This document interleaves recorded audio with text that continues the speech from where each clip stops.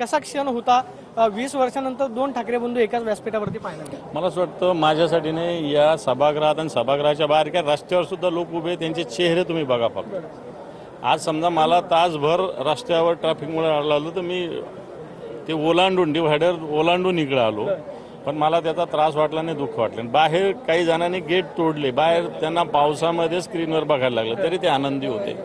सभागृहात बसलेला किंवा बाहेरचा किंवा महाराष्ट्रातला माणूस आज त्याचा चेहऱ्यावरचं हास्य सांगतं, ही भावना तमाम महाराष्ट्राची. दोन ठाकरे बंधू एकत्र येऊ नये यासाठी काही प्रयत्न करण्यात आले का? किंवा उद्धव साहेब असं म्हणाले की आमच्या तर भांडणं लावली जात होती, म्हणजे दोन भावांमध्ये भांडण लावण्याचं काम नक्की कोण करत होतं?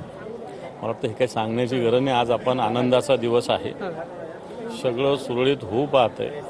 महाराष्ट्र म्हणून सगळे एकत्र येत आहेत, मराठी म्हणून सगळे एकत्र येतात. मला असं वाटतं आता कोण मागे काय केलं याचा विचार न करता आपल्याला आता पुढे कसं जायचं हा विचार आपण केला पाहिजे.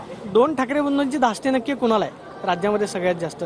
राजसाहेब सुद्धा असं म्हणले की सत्ता तुमची विधान भवनात असेल, आमची सत्ता रस्त्यावरती आहे.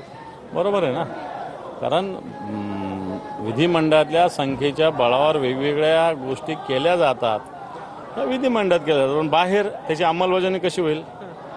रस्त्यावर तर आम्ही आहोत ना, ही सत्य भूमिका राजसाहेबांनी मांडलेली आहे. आगामी मुंबई महापालिकेची निवडणूक तोंडावरती आहे. दोन शिवसेना वेगळ्या झाल्यानंतर पहिल्यांदाच मुंबई महापालिकेची निवडणूक होते.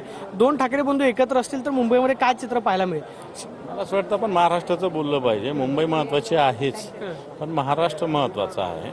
हे दोघे एकत्र आल्यानंतर जी भावना महाराष्ट्राच्या जनतेच्या मनात निर्माण होते, मला असं वाटतं मी सांगितलं ना, कटकेपासून आटकेपर्यंत झेंडे हे जाऊ शकतात, एवढं सांगतो तुम्हाला. देवेंद्र जे असं म्हणाले की भाषेची गुंडगिरी जी आहे ती खपून घेतली जाणार नाही, मग मारहाण करणं असेल किंवा एखाद्याला दमदाटी करणं असेल त्यांच्यावरती कडक कारवाई केली जाईल, अन्यथा गुन्हे सुद्धा दाखल केले जाईल. मला असं वाटतं ही धमकी आहे.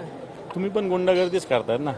तिसरी भाषा थोपवून महाराष्ट्रातील जनतेला विचारलं नाही, विचारणे पूस नाही, कोणाला सांगितलं आणि कोणाला लागते, मग ही गुंडागर्दी नाही का?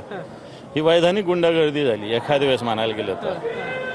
आणि मग जर आम्ही रस्त्यावर करत असो गुंडागर्दी तर त्याला काय प्रॉब्लेम आहे? ती होईल, ती करू. म्हणजे तुमच्यावरती गुन्हे दाखल झाले तरी चालतील, मात्र लढाई ते आमचं सर्टिफिकेट आहे, जास्तीत जास्त गुन्हे दाखल त्यांनी काय होत नाही. आपण पाहतोय की आमच्यावरती कारवाई जरी झाली तरी सुद्धा आम्ही आमचा लढा जो आहे तो सुरू ठेवायची प्रतिक्रिया अंबादास दानवेंनी दिल्यास पाहायला मिळते. कॅमेरा पर्सन योगेश सावंत, मी प्रदीप कापसे, TV9 मराठी.